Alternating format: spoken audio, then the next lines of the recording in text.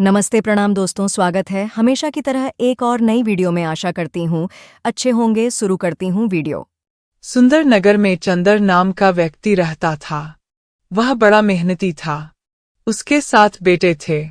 वे भी अपने पिता की तरह खूब मेहनती थे। चंदर की पत्नी का देहांत हो चुका था। 7 बेटे और चंदर राजा के यहाँ नौकरी करते थे। राजा उन्हें रोजाना उनकी मेहनत के बदले केवल 5 सेर जौ के दाने देकर टाल देता था। घर आकर वे स्वयं भोजन बनाते थे। इतने कम अनाज में उसके परिवार का भरण पोषण नहीं होता था।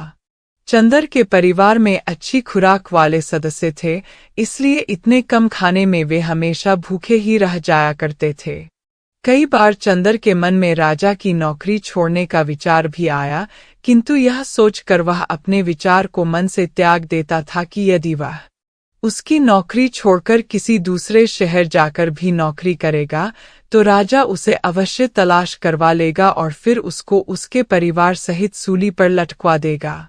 एक दिन चंदर भोजन तैयार करने के लिए चूल्हे में आग दहका रहा था कि पड़ोस की एक बुढ़िया ने उसे आकर समझाया, ए चंदर, तुम्हारे 7 जवान बेटे हैं, फिर भी तुम चूल्हा झोंकते हो। तुम अपने बड़े बेटे की शादी क्यों नहीं कर लेते? घर में एक बहू आ जाएगी तो कम से कम तुम लोगों को चूल्हा तो नहीं झोंकना पड़ेगा। उस बुढ़िया को शायद यह मालूम नहीं था कि चंदर के बड़े बेटे नंदकिशोर की 2 साल पहले ही शादी हुई थी। इसलिए उसने चंदर से ऐसा सवाल किया था। तब चंदर ने बुढ़िया को बताया, चाची, नंदकिशोर की शादी हुए तो 2 साल बीत चुके हैं, मगर उसने अपना वाक्य अधूरा छोड़ दिया और फिर चूल्हे में फूंक मारने लगा। क्यों रे, क्या हुआ चंदर? मुझे भी तो बता क्या हुआ, बुढ़िया ने उत्सुकतावश पूछा। क्या बताऊं चाची, चंदर ने भोलासा मुंह बनाकर कहा, उसकी बहू अपनी माँ के घर पर ही है। माँ के घर क्यों? तूने उसे वहां क्यों छोड़ रखा है? तू अपने बेटे से कहता क्यों नहीं वो उसे वहां से लेकर आए? बुढ़िया ने चंदर को सुझाव दिया। कैसे लाए चाची, हमारे घर में तो एक चारपाई तक नहीं है जिस पर वह बेचारी आकर बैठ भी सके। और फिर नंदकिशोर के पास ऐसे कपड़े भी नहीं हैं चाची जिन्हें पहनकर वह अपनी ससुराल जा सके। अरे वाह रे वाह चंदर, बस इतनी सी बात है, मैं तो समझी थी कि कोई बड़ा बखेड़ा है। चल, तुम्हें कपड़े में दूंगी, तुम नंदकिशोर को उसकी ससुराल भेजने का प्रबंध करो। भगवान ने चाहा तो सब ठीक हो जाएगा, कहकर बुढ़िया अपने घर चली आई। चंदर की समझ में बुढ़िया की बात आ गई। उसने कपड़े लेकर अपने बेटे नंदकिशोर से कपड़े पहनकर ससुराल जाने के लिए कहा तो वह तैयार होकर चला गया। ससुराल में उसकी खूब आवभगत हुई और 3 दिन वहां रहने के बाद नंदकिशोर अपनी बहू को लेकर अपने घर की तरफ चल दिया। परंतु रास्ते में उसने सोचा कि उनके घर में तो कोई चारपाई भी नहीं है जिस पर वह अपनी बहू को बिठा सके। तब उसके दिमाग में एक युक्ति आई। उसने अपनी पत्नी को सीधा उस बुढ़िया के घर पर ही उतार दिया और जब वह अपने घर खाली हाथ आया तो चंदर ने उससे उसकी पत्नी के बारे में मालूम किया तो उसने सब कुछ अपने पिता से बता दिया था। फिर वे राजा के यहाँ नौकरी पर चले गए। बुढ़िया ने नंदकिशोर की पत्नी की खब खातिर की और फिर वह बोली, आओ बेटी, मैं तुम्हें तुम्हारे घर छोड़ आऊं। बुढ़िया की बात सुनकर नई नवेली बहू को बड़ा आश्चर्य हुआ। वह सोचने लगी कि क्या यह उसका घर नहीं है। तब उसने हिचकिचाते हुए बुढ़िया से पूछा, क्यों माँ जी, क्या यह मेरा घर नहीं है? फिर बुढ़िया ने जो कुछ सच था उसे बता दिया और उसे उसके घर छोड़ आई। अपने पति के घर में घुसकर बहू ने देखा तो उसे बहुत बुरा सा वह घर लगा। घर के अंदर जगह-जगह चूल्हे बने हुए हैं, चूल्हों की राख बिखरी पड़ी है, एक कोने में टूटी हुई चारपाई पड़ी। बर्तनों के नाम पर घर के अंदर टूटी फूटी 4-5 प्लेटें हैं। कपड़ों को उठाकर देखा तो उन फटे पुराने कपड़ों पर धूल जमी पड़ी है। अपनी ससुराल के घर की हालत देखकर बहू की आंखों में आंसू आ गए। अब वह सोचने लगी कि पिछले जन्म में उसने ऐसी कौन सी गलती की थी जिसकी सजा भगवान उसे इस जन्म में दे रहा है। बहू हिम्मत वाली थी। कुछ देर सोचने के बाद वह उठी और घर की सफाई में जुट गई। सारा घर साफ किया। आंगन में फैली चूल्हों की राख जगह जगह बने चूल्हे तोड़कर उसने एक चूल्हा तैयार किया। फिर वह अपने पति के आने की प्रतीक्षा करने लगी। शाम होने जा रही थी, परंतु उनमें से अभी तक कोई भी सदस्य घर पर नहीं आया था। बहू को बेचैनी होने लगी। इतना बड़ा घर और उस घर में वह अकेली। उसे चिंता होने लगी कि कहीं कोई गैर आदमी आकर उसके साथ दुराचार न करने लगे। उसके मन में तरह तरह के ख्याल आने लगे, किंतु जैसे ज्यादा प्रतीक्षा नहीं करनी पड़ी। तभी उसका पति और ससुर अपने बेटों के साथ घर में आए तो उन्होंने देखा कि उनके घर की हालत बिल्कुल बदल चुकी है। यह देखकर वह सब प्रसन्न हो उठे। परंतु जब चंदर की निगाह चूल्हों की तरफ उठी तो उसने बहू से कहा, भू, ये तुमने क्या किया? तुमने तो सब चूल्हे ही खत्म कर दिए। अब हम खाना कहाँ पर बनाएंगे? तुम इसकी चिंता मत करो बापू, आज से इस घर के अंदर एक ही चूल्हे पर खाना बनेगा और हम सब एक साथ मिलकर खाएंगे। ठीक बहू, अब जैसी तुम्हारी मर्जी। और फिर चंदर ने जौ के वे दाने जो हर रोज राजा उन्हें देता था अपनी बहू के सामने रख दिए। इतने कम भोजन को देखकर बहू ने पूछा, क्या राजा आपको केवल इतने ही जौ देता है? हाँ बेटी, चंदर ने बताया, राजा जो कुछ देता है वही हम ले आते हैं। राजा की बात टालने की हिम्मत किसमें है बेटी? ससुर की बात सुनकर बहू कुछ सोचने लगी। फिर वह बोली, तुम सब लोग दब्बू हो। राजा के लिए तुम इतनी मेहनत करते हो और राजा तुम्हें थोड़े से जौ देकर बहका देता है। कल तुम उससे कहना कि वह इससे 3 गुने जौ दे तो काम करेंगे। उसको जरूरत होगी तो तुम लोग से काम कराएगा। और सुनो, तुम डरना मत। नंदकिशोर ने कहा, भाग्यवान तुम नहीं जानती राजा को। हमारी बात सुनकर वह हमारी जबान कटवा देगा। तुम चोरी तो नहीं कर रहे हो, तुम झूठ तो नहीं बोल रहे हो। अपना हक उससे मांग रहे हो और जो अपना हक नहीं मांग सकता वह कुछ नहीं कर सकता। तुम मेरी बात मानो, राजा से कल तुम यही बात कहना तो सही। राजा जी तुम्हें कुछ नहीं कहेंगे। तब चंदर ने बहू को आश्वासन दिया कि वे ऐसा ही करेंगे जैसा वह कह रही है। और फिर अगले रोज पूरे दिन काम करने के बाद राजा ने उन्हें जो दिए तो चंदर ने उससे 3 गुने जौ देने की मांग की। राजा ने कोई प्रतिवाद न किया और उन्हें 3 गुनी मात्रा में जौ दे दिए। वे खुशी खुशी अपने घर वापस आए। बहू के सामने उन जौ को रखा। बहू ने देखा कि जौ कल से 3 गुना अधिक है, तो उसने पूछा, क्या राजा ने तुम्हें कुछ कहा तो नहीं? नहीं बहू, उन्होंने चुपचाप हमें 3 गुने जौ दे दिए, चंदर ने बताया। बहू जौ लेकर पिछले दिन की भांति बूही के घर गई और उन्हें पीट लाई। फिर उसने रोटियां और सब्जी बनाकर परोसी। खाना खाकर सबने बहू को दिल से दुआएं दीं। देवरों ने भाभी की खूब प्रशंसा की। बहू होशियार थी, वह अक्ल से काम लेती थी। राजा द्वारा दिए गए जौ में से वह आधे जौ बचाकर रख देती थी।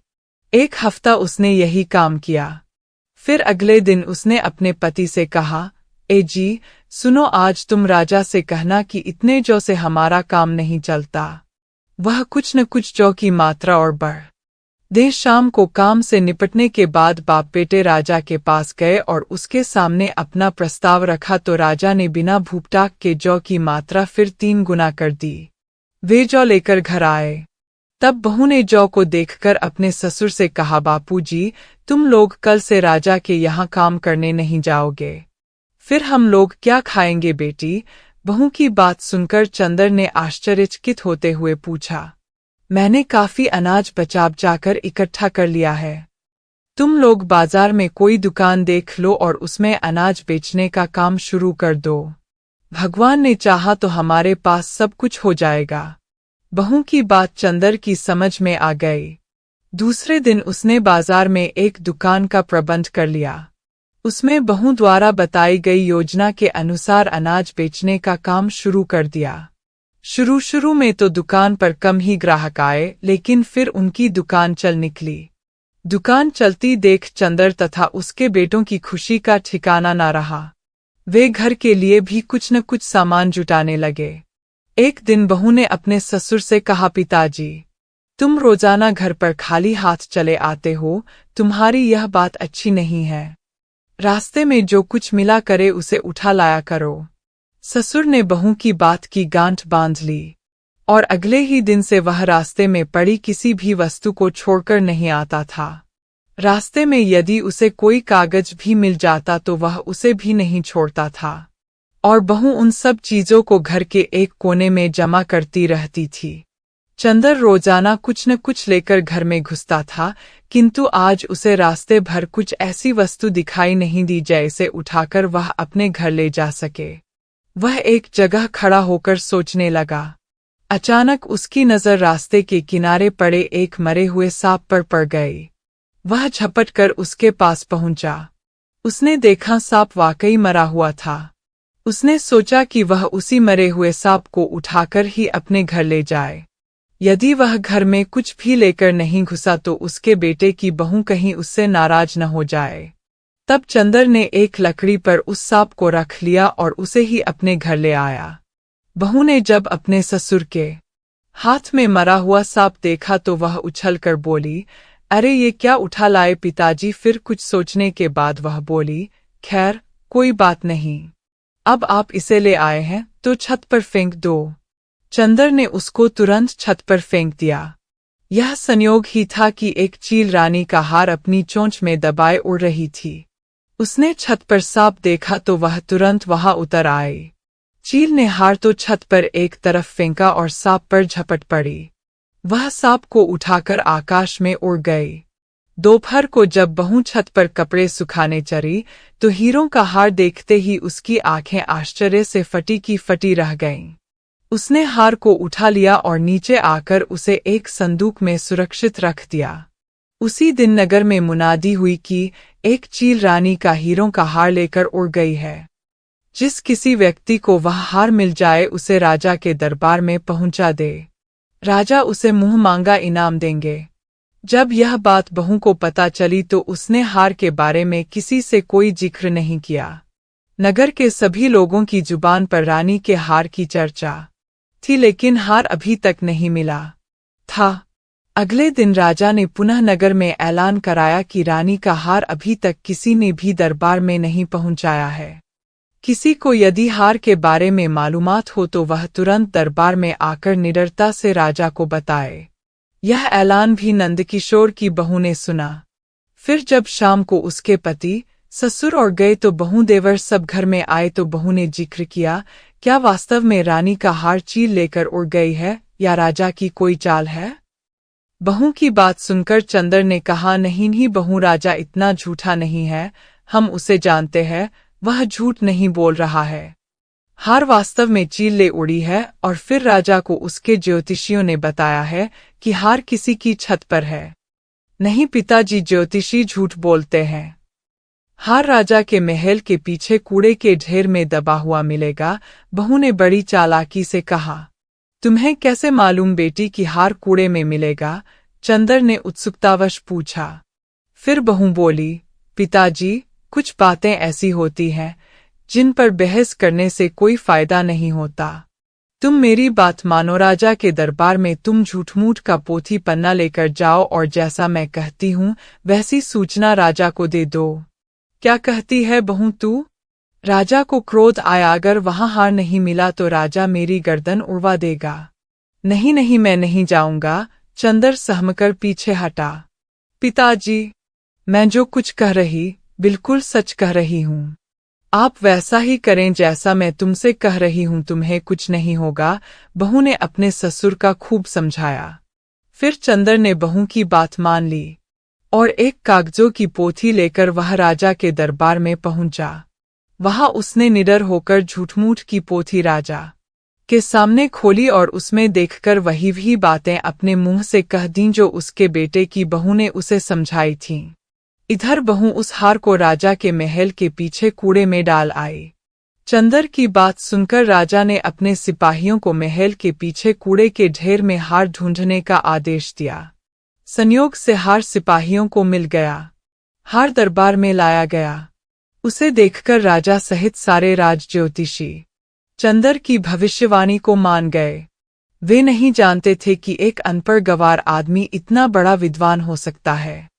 राजा ने उससे कहा, चंदर, हम तुम्हारे काम से बहुत खुश हैं। अब तुम हमसे जो कुछ मांगना चाहते हो मांग लो। अन्नदाता, मैं आपसे क्या मांग सकता हूँ?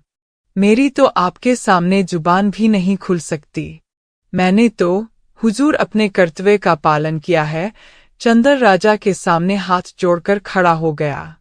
ऐसा कैसे हो सकता है? तुम्हें कुछ न कुछ तो अवश्य ही मांगना होगा। राजा ने पुनः चंदर से आग्रह किया है। राजा की बात सुनकर चंदर बोला, सरकार, मेरे बेटे तो बहुत मूर्ख हैं। हाँ, मेरी पुत्रवधू बहुत योग्य है।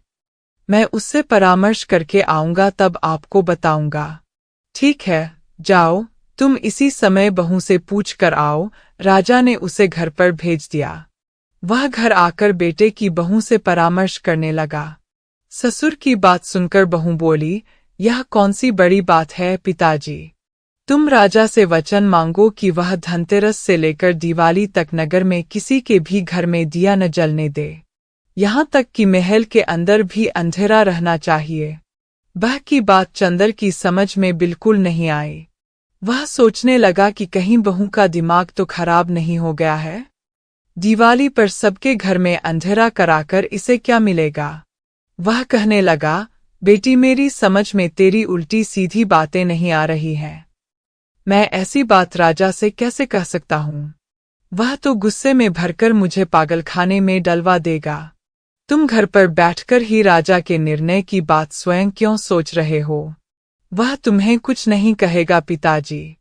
जाओ, जैसा मैंने कहा तुम वैसा ही कहना। फिर चंदर अपना मासूम सा मुंह लेकर दरबार में पहुंचा। वहां राजा ने उससे पूछा, कहो चंदर, क्या सलाह मशविरा करके आए हो? सरकार, मैं जो कुछ सलाह मशविरा करके आया वह सब अभी आपके सामने बता दूंगा, लेकिन पहले आप मुझे वचन दें कि आप मेरी बात पूरी करेंगे। राजा ने हंसते हुए वचन दिया। फिर चंदर ने कहा, महाराज, धनतेरस से दिवाली तक सारे नगर में अंधेरा रखा जाए। कोई भूलकर भी अपने घर में दिया न जलाए।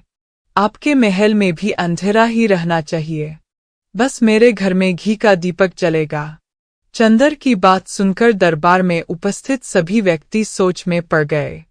फिर राजा ने कहा, मुझे ऐसा लगता है कि तुम्हारा दिमाग खराब हो गया है। चंदर, सारे नगर में अंधेरा कराने से तुम्हें क्या मिलेगा? तुम ये मूर्खता भरी बातें छोड़ो और कोई अच्छी सी वस्तु मांग लो। मैं तुम्हें सब कुछ दे सकता हूँ। मगर चंदर अपनी बात पर अड़ा रहा। उसने पुनः जोर देकर राजा से कहा, मैंने जो कुछ कहना था कह दिया। मैं इसके सिवाय आपसे कुछ और नहीं मांगूंगा महाराज। और राजा को चंदर की बात माननी पड़ी। उसने उसे वचन दे दिया था। उसे अपने वचन की लाज रखनी थी। फिर राजा ने उसी दिन नगर में ऐलान करा दिया कि आने वाली दिवाली पर धनतेरस से लेकर दिवाली तक कोई अपने घर में दिया नहीं जलाएगा। यदि किसी ने आज्ञा का पालन नहीं किया तो उसे मृत्युदंड दिया जाएगा। राजा के इस आदेश से सारे नगर में हड़कंप मच गया। लोग राजा और चंदर को कोसने लगे, पता नहीं इन दोनों को क्या हो गया है। और राजा ने एक नौकर की बात मान ली। आज तक तो इस नगर में ऐसा नहीं हुआ था। यह तो सरासर राजा की जाति है। कोई कुछ कह रहा था, कोई कुछ, लेकिन उनकी बात वहां सुनने वाला कौन था? समय बीतता चला और धनतेरस का दिन भी आ गया। लोगों ने डर के मारे अपने अपने घरों में दीपक नहीं जलाए। पूरा नगर अंधेरे में डूबा हुआ था। केवल चंदर के घर में घी का दीपक प्रकाशमान था। दिवाली का दिन था। लक्ष्मी अपने वाहन पर घूमने निकली। नगर में चारों ओर अंधकार फैला हुआ था। उनके साथ रिद्धि सिद्धि भी आए हुए थे। उन्होंने उनसे पूछा, आज दिवाली के त्योहार की धनतेरस है, लेकिन इस नगर में किसी ने दीपक नहीं जलाकर रखा है। आखिर क्या बात है? रिद्धि सिद्धि ने उन्हें सारी बात बताई। सुनकर लक्ष्मी जी बहुत निराश हुईं। वे अंधेरे में नहीं रुकती थीं। उनके पास हर समय ज्योति जलती रहती है। वे उजाले की खोज में इधर-उधर भ्रमण करने लगीं। फिर अंत में उन्हें चंदर के घर में दीपक जलता हुआ मिला। वे तुरंत उसी घर में घुस गईं और वहीं अपना आसन लगाकर जम गईं। घर में सब सो चुके थे। केवल नंदकिशोर की बहू नींद के कारण ऊँघ रही थी। कुछ देर के लिए उसकी भी आंख लग गई थी और फिर जब उसकी आंख खुली तो वह अपने टूटे फूटे घर की जगह एक आलीशान कोठी देखकर चकित रह गई। कोठी सभी आधुनिक वस्तुओं से परिपूर्ण थी। यह देखकर वह बहुत प्रसन्न हुई। उसकी युक्ति काम कर गई थी। फिर उसने अपने पति तथा ससुर को जगाया और फिर चंदर के सभी बेटे जाग उठे। सब अपने आप को टूटे फूटे घर की जगह आलीशान कोठी में देखकर हैरान हो रहे थे। उनकी समझ में कुछ भी नहीं आ रहा था। एकदम इतना बड़ा परिवर्तन कैसे हो गया? अचानक लक्ष्मी जी प्रकट हुई और उन्होंने बताया कि अब तुम्हारे दरिद्रता के दिन दूर हुए। अब तुम्हारे अच्छे दिन आ गए हैं, क्योंकि दिवाली के पर्व पर मैंने केवल तुम्हारे घर में दीपक जलता पाया और सारे नगर में अंधेरा था। इसलिए मैं तुम्हारे ही घर में आ गई। मैंने यहाँ आकर आसन जमा लिया है। लक्ष्मी जी की कृपा भरी बातें सुनकर चंदर की समझ में आ गया कि उसके बेटे की बहू ने क्यों राजा से यह बात कहलवाई थी। सुबह को बहू ने अपने ससुर से दरबार में जाने को कहा, मगर चंदर ने दरबार में जाने से मना कर दिया। फिर बहू ने उसे समझाया, पिताजी आप नहीं जानते, अब हमें राजा का गुस्सा भी तो ठंडा करना है। आप उनसे जाकर कहें कि मैंने 3 दिन तक नगर में अंधेरा इसलिए रखवाया था कि प्रकाश युक्त घरों पर भारी आपदा आने का योग था। आथ अंधकार के कारण विपदा टल गई है। फिर यह बात सुनकर राजा प्रसन्न हो जाएगा। बहू की बात सुनकर चंदर दरबार में उपस्थित हुआ और बहू द्वारा कहे गए वाक्यों को उसने राजा के सामने दोहरा दिया। उसकी बात सुनकर राजा वास्तव में ही प्रसन्न हो गया और चंदर को राजा ने बहुत सा धन देकर विदा किया। अब वे अपनी बहू की होशियारी और बुद्धिमत्ता के द्वारा खुशी खुशी दिन बिताने लगे। शिक्षा, परिवार में अधिक व्यक्तियों का होना अच्छा, लेकिन यदि वे सब के सब बुद्धिहीन हों तो इससे बड़ा अभिशाप और कोई नहीं हो सकता। यदि उस परिवार में एक व्यक्ति भी बुद्धिमान है तो वह अपने पूरे परिवार की नाव को खींच कर ले जा सकता है। जिस प्रकार चंदर के बेटे की बहू ने उसके घर की काया ही पलट कर डाली। दोस्तों, ऐसे ही वीडियो देखने के लिए बने रहे चैनल पर। इस वीडियो को लाइक करें, सब्सक्राइब करें, बेल आइकॉन को प्रेस कर लें, कमेंट करके अपनी राय ज़रूर दें। धन्यवाद।